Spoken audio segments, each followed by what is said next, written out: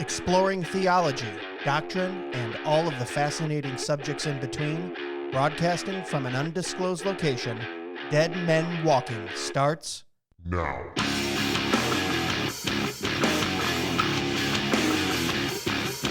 Well, hello, everyone. Welcome back to another episode of Dead Men Walking Podcast. Thanks for coming along, telling a friend, checking us out at dmwpodcast.com. You can find out a little more about the podcast. You can support the show in the merch cave. We have all kinds of fun t-shirts and mugs and sweatshirts and snarky tees. Go check it out. We appreciate it. Man, what a great week I had.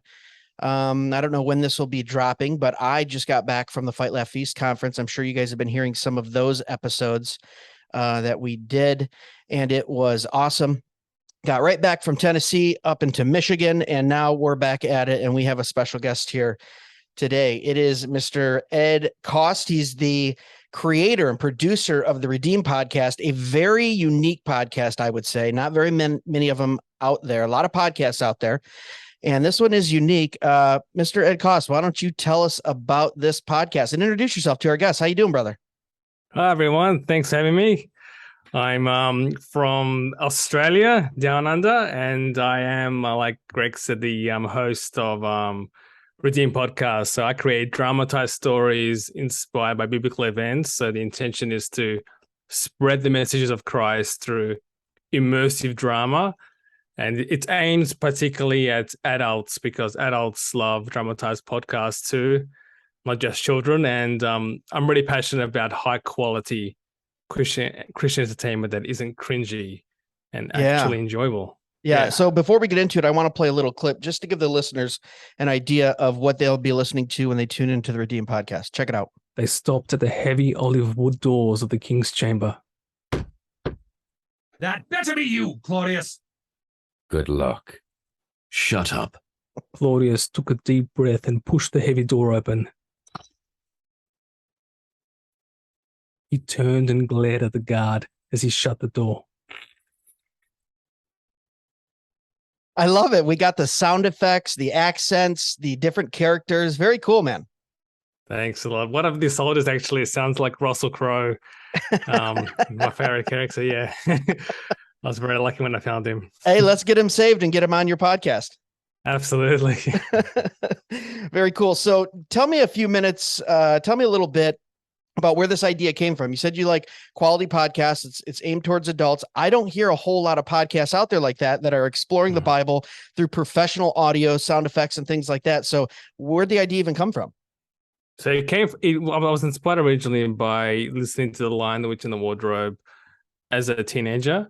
And I just when I listened to that, it felt like I was dreaming, while awake, and I've always kind of like to play around with sound effects, and I made little like everyone did, in the 90s, fake radio shows with my sisters, and so the passion was always there. And then I'm also particularly passionate about good theology, so I kind of like compressed everything together and created this. Yeah. And with the intention of maintaining that respect of good theology. So I'm never going to add to the words of Jesus. Jesus says whatever he says in the Bible, and that'll be reflected in the podcast. Yeah, awesome. So how long does it take you to write, produce, and execute an episode like that? Well, the full length ones, which are about 40 minutes, took me about 3 to 4 months to create. But the last one I made, which is a 10-minute mini episode, I did that in 2 weeks because I got married between that episode and the episode before that. And my wife is brilliant to bounce ideas off. Yeah. Congrats. So, thank you. So hopefully subsequent episodes will be made a lot faster with her help. Yeah. I've got to realize, are you using a production team? Is it just you or you and a few people, or what are you doing over there? Oh, so it's just me. Besides the actors that I hire, I'm writing it and I'm recording it and producing it. And I actually want to vlog the process from end to end because it's quite fascinating how I choose the sound effects. Like in episode 2, there's this scene where you hear like a rope in tension because there's a bird cage swinging in the wind. Okay. And that sound effect is actually wasn't available. Like if you look through sound libraries, you can't really search bird, rope Right. and tension. You got to be creative. So that sound effect is actually the sound of a leather jacket being twisted. Nice. Because it takes so much time to find the perfect sound effects and also to cut and paste and rearrange the music, it does take time, but it's so enjoyable.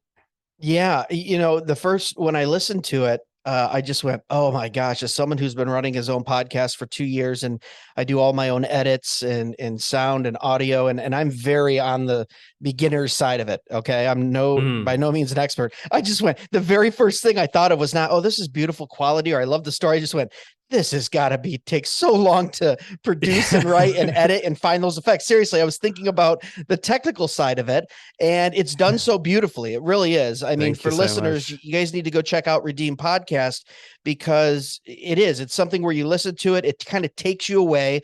And I think anyone in our ilk, especially in the Reformed crowd, who have listened to any type of audiobook or even read a book, and you have that in your imagination, like Narnia and Lord of the Rings and all those types, this is a beautiful representation of the Bible in an audio format, and it's free too. So I appreciate all the work and passion you put into it. Thanks so much. Thank you. Now, here's the thing: we're listening to Redeem podcasts, and we've got the Bible and Bible stories and things like that. But outside of that, on your social media and through other things you do, I mean, you're out there talking about subjects that might be a lightning rod that a lot of Christians kind of avoid. And I really appreciate that because that's what we do here. We do want to bring glory to God in everything we do. Sometimes that means talking about things that aren't popular within the church. And what I've seen is we talk a lot about the Western Christian church over here, or even the American church as being in the United States. But your brother that's in Australia, or you're from Australia. Are you still there right now? I'm still there. Yes. Okay. Correct. So you're from Australia, live in Australia. You're halfway around the world. And we were talking offline, and we've kind of seen some of the same themes throughout evangelical or Protestantism in the church, and this is universal. And one of those things that I want to touch on today, we went from a very nice intro of your podcast. Now we're going to get into something a little, a little deeper and maybe, like I said, a little more controversial. But the feminization of the church and of the man, of the Christian man and of the church. I know that you've done some work on this and you spoke out about it. Give us a little overview of what you see over there and even over here, and I'll concur over here since I'm here and you're there.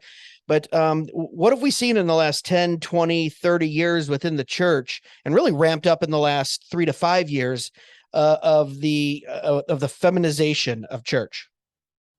I think a lot of men have, for a long time at church, felt that something was wrong, but we couldn't really put it into words. We thought that maybe something was wrong with ourselves, but so many things that I've noticed, and a lot of men maybe have noticed, and hopefully by listening to this, they'll start to kind of resonate and vocalize these frustrations because they need to come out. We need to address them. The first is the very feminine, touchy-feeling songs we sing. Like as a man, like when I'm happy, I don't usually sing songs. That's not what I do. Like my wife does that. She sings songs and she dances, and like even the act of singing songs in a public setting is awkward generally for a man. But that's not really the point. The point is the actual songs that we sing. They're very feminine, very touchy feeling, all about tenderness and love and. As a result, not really theologically correct. And there's also here on the podcast, really quick to interrupt, we call those "Jesus is my boyfriend" songs, right? Like it says you can't tell if it's a pop love song or if it's a worship song, especially contemporary Christian music. And it is a lot of it has to do with a large movement of Hillsong, which actually originated in Australia. Yeah, go on. There's actually I want to show you a there's a particular song that I hate, like probably the most. It's called Run to the Father. Okay. And I just want to read out the short chorus. And when I read it, it sounds like I'm reading a page from a woman's journal. Okay. It goes like this. I run to the Father. I fall into grace. I'm done with the hiding. No reason to wait. My heart needs a surgeon. My soul needs a friend. So I run to the Father again and again and again. Yeah, very popular song. Yeah. Now, the worst part of this song is that connected to the chorus is the singing of the melody. So, so you got men singing this song and then singing the melody, and it's so embarrassing to do that. Like we don't sing like that. This is so outside of our nature. Anyway, besides the Sappy Jesus boyfriend songs, there's the sermons that seem to be very, very fragile, and it just feels like the pastors are afraid to offend. And because church is catered to women, it's catered towards people that are like more emotionally fragile. So the sermons are all about just the tenderness of God and his love, and don't really reflect the complete nature of God. So his wrath, and certainly don't address political issues like abortion and or if they other do, areas like it's 10 minutes of apologizing first and then saying something kind of that's a soft landing, not taking a hard stance on it for sure. There was a guy actually in the news. I don't know if he reached America, but Guy Mason was interviewed by a popular Australian host and was interviewed about abortion. And he was apologizing during the interview, saying that likening abortion to the Holocaust was a poor choice of words. We should have used more gentler words. Oh, wow. No, like murder is murder, like what you're talking about the Holocaust. Anyway, that's an example of a reflection of how the church responds to it. So over here, Ligonier Ministries, which was started by R.C. Sproul, they do national polls every year, and they'll take anywhere from 5,000 to 10,000 believers, and they even have polls on what a believer is. But they did a poll a few years ago and realized that the majority of churchgoers in the American home are women. Therefore, pastors and churches and organizations, they kind of tend to, like you said, kind of wrap their message around getting more women into church, because they've realized, well, if we can get the woman in, then maybe she can bring in the kids and the husband. Now, as a complementarian, okay, full disclosure, everyone knows that on this podcast, I think men and women were created for specific roles, equal in value, different in role. I find that abhorrent. The fact that men are not leading their families and not in church and leading their families to the ecclesiastical gathering of brothers and sisters. In fact, it's been left up to women. So now we have a whole church culture, and I would argue the evangelical church here in the States that I particularly don't agree with most of what they do anyway. They have now made it their mission to preach, teach, and write songs strictly for women, because that's who's in the congregation. That's who's tithing. That's who's bringing in other people. And it's very sad, because just like Adam did in the garden, men in America have usurped their responsibility. Adam was standing right next to Eve when she ate that apple. And that's why God said, Adam, where are you? As the head of your house, as the man that protects the wife and the woman, where were you when she made this decision? Not only did you partake in it, but you left your husbandly and manly duty to protect your wife. And we have in the American church, and maybe it's the same way over in Australia, where I've seen men, especially within the church, kind of shirk back from their duties as leaders in their home. And I think that's also helped feminize the church. What are your thoughts on that? Yeah, I absolutely agree. Like that's the feminization of the church inverts God's patriarchal structure of the church. If you look at, I think it's 1 Timothy chapter 3, it outlines the guidelines for leadership, and it's modeled against the home. The home needs to be in order. The father needs to be head of the home, and overseeing his children and his wife, and that's the model for church leadership. And when that's inverted, then the whole model for church leadership is inverted, and the entire structure just falls apart. And women are on top. Women are becoming even preachers, and at the best case scenario, the sermons and the songs are catered towards their emotional appeal. Yeah. No, it's really sad too, because like you said, it inverts the order and the natural order that God created since Genesis 1. But shifting gears a little bit. So what what do we do then? Well, first of all, let's ask this. Maybe we should define for the listeners what biblical manhood is. And we've done it a little bit here in the first couple minutes, but biblical manhood is in general. What do we see when we're talking about biblical manhood? Does that just mean I smoke cigars, drink scotch, and do Bible studies with my family? I mean, that's a great life, but is there more than that? Because sometimes, and I just talked to a gentleman down at the Fight Laugh Feast conference, and the episode will be coming out, but he looked right at me and said, look, at a lot of you guys, especially in the Reform camp, want to walk around and say, I'm a man, I eat meat, I smoke my cigar, I drink my scotch, I do these things. And he goes, but you can't even not put pizza rolls in your mouth at 11 o'clock at night, snack at night, get up at 7 o'clock in the morning, run for 3 miles. You can't do the things that actually make you a man: discipline, self-control, watching what you put into your body. Now, he was an ex-Army recon, so he had a little bit of a hard edge, but he was absolutely right. We like to sometimes, and I'll put the fault back on man because I'm a big, I'm a big proponent of introspecting, right? Let's look and see what I can do to change me. Let's not blame other people. I look at biblical manhood and I see some of the foundational things that are biblical manhood we ignore, and then we just want to kind of show it in a superficial way. I want to see men that are disciplined, men that are self-controlled, men that wash their wives in the word every day, men that are kind to their children and don't embitter them, as the Bible says. Yes, children obey your children obey your parents, but what's the very next command? And fathers, don't embitter your children. Right. So some of these foundational things I'm not seeing. Would you agree that some of those things I just mentioned are kind of the foundation of biblical manhood? And would you add anything to that?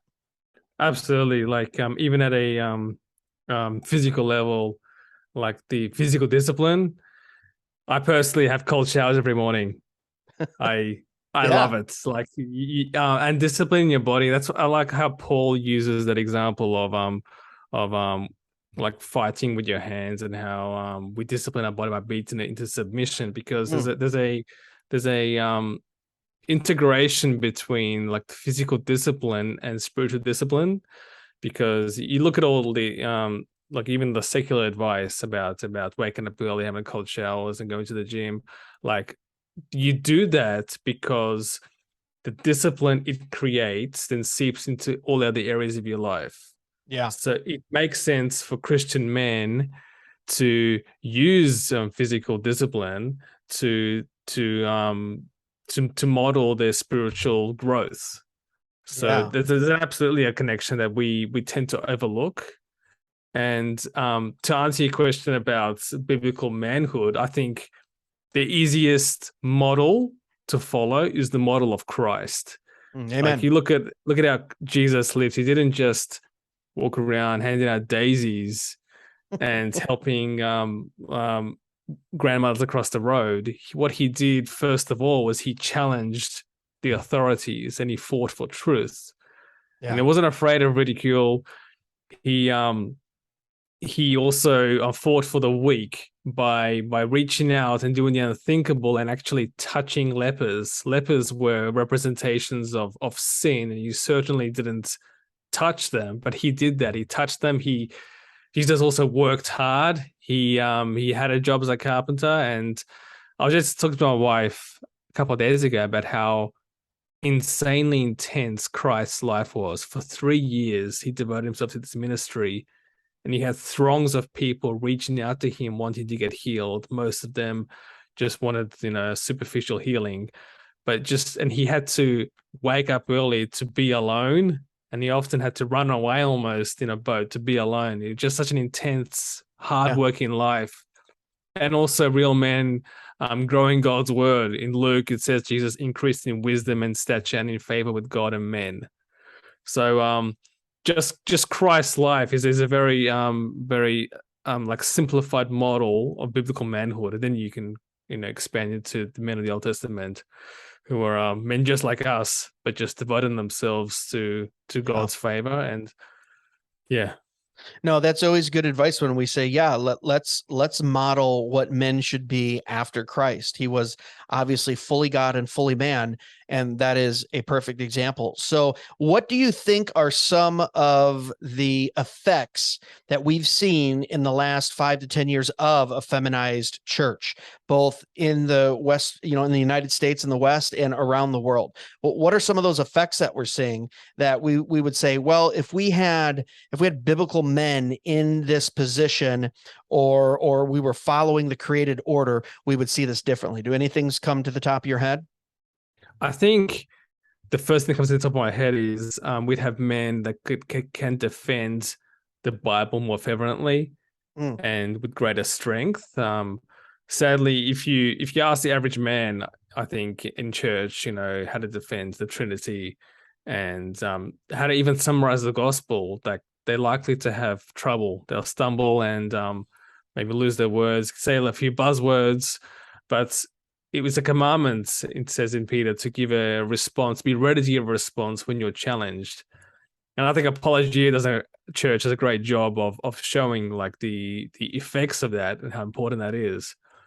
And also, I think if the church was less feminized, the church would more boldly spread out into the darkness to defend the helpless, fight against abortion with greater fervor and other political issues. Maybe we'd be more open to taking our kids out of school and into homeschooling, doing like such actions like that, and just be more of a city on a hill, as Christ describes Christians. The hill the image of being noticed amongst the darkness and being a reflection of Christ's light. Yeah. So what do you think the solution is? I mean, what's the solution of essentially establishing churches? Because when I'm thinking of these things, I'm thinking in terms of the country I live in, but I know, and we're going to get into this next, but I know in Australia, I think we're kind of on a similar path as Protestant churches go. Pew did a research poll 2 years ago. They talked to 10,000 people who self-identify as evangelical. Between these two questions, do you believe the Trinity to be true, and do you believe Christ to be deity, to be God? In between those two questions, 69% of people who self-identify as evangelical believers said no. So that's the state we are in right now in the United States, where I have basically over 2/3, almost 3/4 of self-professed Christians don't believe in orthodoxy and don't believe in Orthodox Christianity. I would suspect maybe it's the same, higher, lower, similar there in Australia. So I think this is a universal problem. I don't think we're talking about, over here in the United States, you need to do this, and over here in Australia and over here in UK, we need to do that. I think we're seeing a universal, like we said, feminization, but also a moving away from the inherency of Scripture, from biblical and exegetical preaching. What's our next steps? What do we need to do as a universal church to get back to God's created order and biblical teaching? You mentioned that you spoke to that ex-recon. I follow Jocko Willink, the ex-Navy SEAL, and he wrote a book called Extreme Ownership. And I think the first step is for real regenerate men to take ownership of their sanctification. So hopefully by listening to this episode, they'll decide that if they need to work on themselves. So that might look like, listening to podcasts like this, where you're encouraged to be a godly man. It might look like investing in a Christian platform like Canon Press, which is fantastic resources to learn about the Bible and to really ground your knowledge in your spare time rather than wasting your time gaming. It could look like finding mentors and asking them to help you grow in the Bible. And that's all this effort is outside of church, because church is just a place, an extension of your life. It's a place where you meet with others and strengthen them and celebrate Christ together. So all this effort needs to take place outside of church. Yeah. And then I think once that happens, men will be emboldened to then start attending church and participating in church, and then even lovingly challenging leadership to maybe invert that feminist structure. Yeah. And I think it starts with men just realizing what the state they're in and taking ownership of themselves. Yeah, and I would like to point out here too, because when this episode releases and we put anything with the word feminism on it or women or anything to do with that, I inevitably I'm going to get comments and tweets and direct messages from Instagram with mostly women who have not read it or listened to it and just say, "Oh, you're women haters, you're women bashing, you hate women," right? When in fact, what have we been talking about this whole episode when we're talking about the feminization of church? We're talking about what men can do. We're talking about men stepping up, right? So even within a problem that seems to be, like we said, a feminization of the universal church, we're talking about what men need to do and be responsible for. So I would just like to point that out there, because if anyone who's a third wave feminist or an LGBTQ supporter, and you just think we're bashing women, if you've gotten this far into the episode, which I'm thinking you haven't listened at all, you just wanted to say something mean and cutting. Please notice that we've been talking about men's responsibility here, because I believe as head of our homes, it ultimately falls on us. But let's shift gears here a little bit. I don't get to talk to Aussies quite that often. So for our listeners who are mostly in the United States, we do have some in Eastern and Western Europe, and we get a lot of good numbers there, and appreciate all you guys listening across the world. But give us a little update on what the kind of state of the church is, or kind of the state of your country, even after COVID with those draconian lockdowns I was seeing over there. How's everything going in Australia, from United States brother to an Australian brother? Give us an update. Well, it feels like the church is a bit apprehensive. Like I know very many churches that didn't want to do what John MacArthur did, which is that peaceful process. So a lot of them kind of enforced mask mandates, and many attendees weren't happy when those mandates weren't enforced. And from my experience and analysis, a lot of churches were apprehensive to challenge authorities. So they just kind of like closed down when they were asked to, and enforced masks when they were asked to. And Australia, I think in general, feels more secular than the US. And Jeff Durbin and his crew, when they visited Sydney a few years ago, that's one of the first things I noticed, that it just feels like it's just more, there's more of a separation from Christ than there is in America, which is shocking. I know, how could you be further separated than that? But yeah, now it seems to have, like, I don't notice in South Australia the lockdowns weren't as extreme as they were in Sydney in New South Wales, and things seem to have eased quite a lot.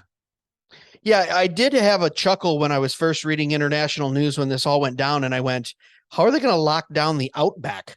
I mean, you guys are just like, you know what I mean? It's like, yes, you have large cities, but you also just have miles and miles and miles of openness. Like, the one place I would want to be with COVID would be the outer regions of rural Australia. Are you kidding me? I got a lot of sun, a lot of fresh air, and it just made me chuckle. Not that it was a funny thing that they were doing over there, but just going, this is the insane level that we've rose to. We're gonna lock down the last wild continent in the United States, I'm sorry, in the world. But let's shift here. Okay, we're gonna play a little game, because like I said, we don't have that many Australians on. Well, actually, you might be the first.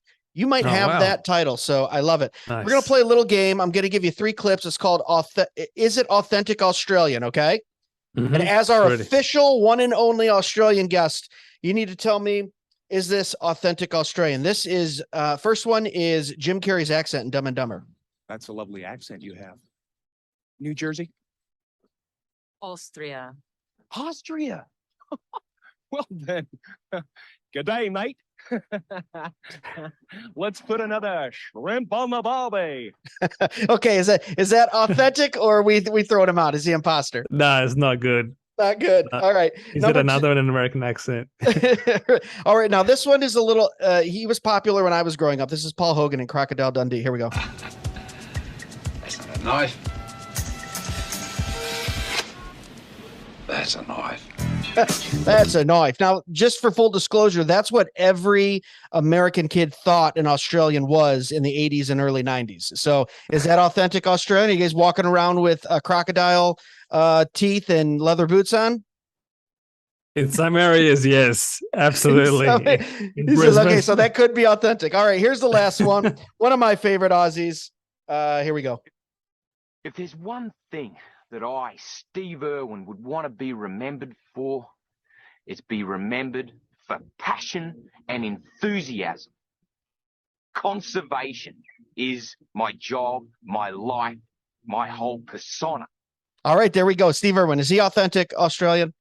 Absolutely. Absolutely. Oh, one of my favorites. And I'm a big conservationist as well. So always loved him. So here, as we wrap this up, can you throw out your social media links, anywhere people can get in contact with you if you want them to, and where they can find the Redeemed podcast? So the best place to go to listen is redeemedpodcast.org. And on Instagram, I'm just at Redeemed Podcast. At Redeemed Podcast. Guys, I encourage you, go check out Ed's podcast, Redeemed Podcast.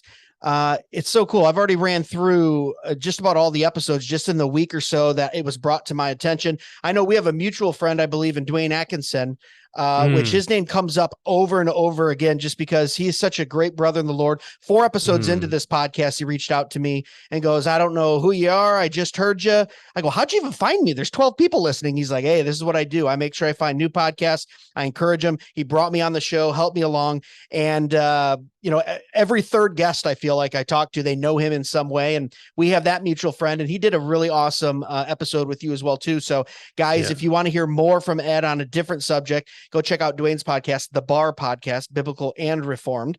Not Black and Reformed. It could be that too. We joked about that on our episode, but Biblical and Reformed. So give us some final thoughts, Ed, as we head out here. My final thought is for all men out there to take ownership of their spirituality and to love their wives like Christ loves the church. Oh man, that's good. Guys, thanks so much for listening as usual. Ed, thanks for being on and taking time out of your day to be on. We'll make sure that we link up all of his sites and where you can find his content when this goes live. We appreciate you guys listening, hanging in there with us, giving us feedback, commenting on the Facebook page, Instagram, and now Twitter for the last few months. I gave in. We're finally back on Twitter, but we do appreciate it. As always, guys, God bless. Be sure to follow us on Facebook and Instagram at Dead Men Walking Podcast for full video podcast episodes and clips, or email us at deadmenwalkingpodcast@gmail.com. None your biff.